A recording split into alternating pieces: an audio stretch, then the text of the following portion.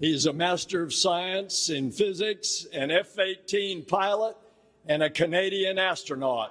Your mission specialist, Jeremy Hansen. Jeremy Hansen is heading to the moon. The 47-year-old Canadian astronaut was announced as one of the 4 astronauts, along with Christina Koch, Victor Gloval, and Reed Wiseman, who will be part of NASA's Artemis II mission. Artemis II is the second step in NASA's mission to return astronauts to the surface of the moon.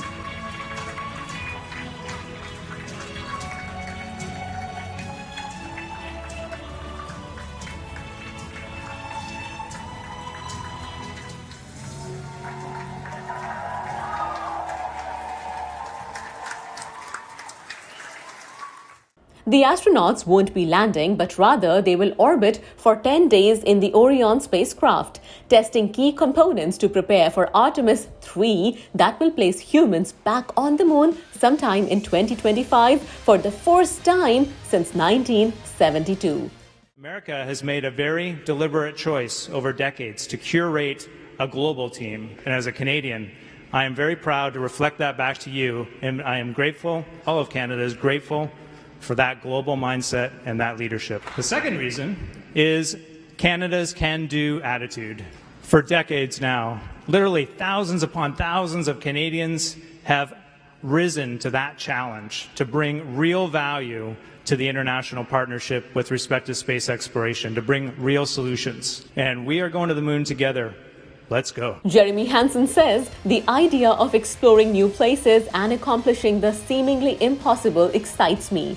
Being an astronaut affords the opportunity to be part of an amazing team that creates solutions for complex problems.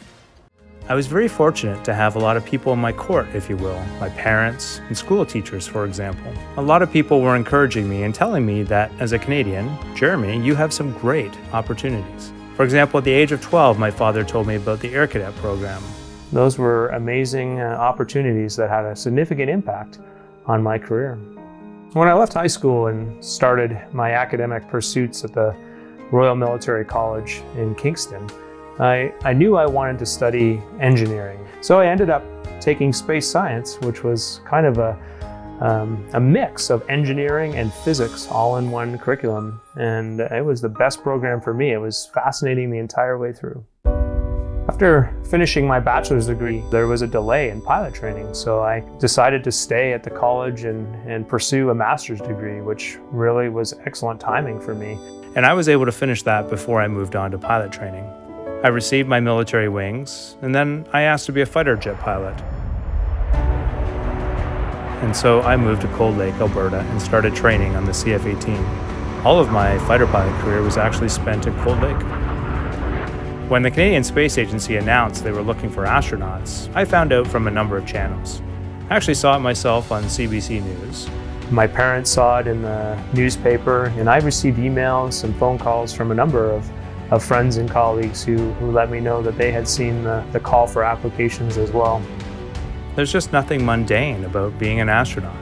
There's always something new going on, always new tasks and new classes to take, new courses, refining skills like robotics and spacewalking. I routinely travel back to Canada. I speak and meet with many Canadians across the country. And I've been so fortunate to travel to numerous Indigenous communities and sit with elders and learn from them. And that exchange and those experiences have taught me a profound appreciation for Indigenous knowledge.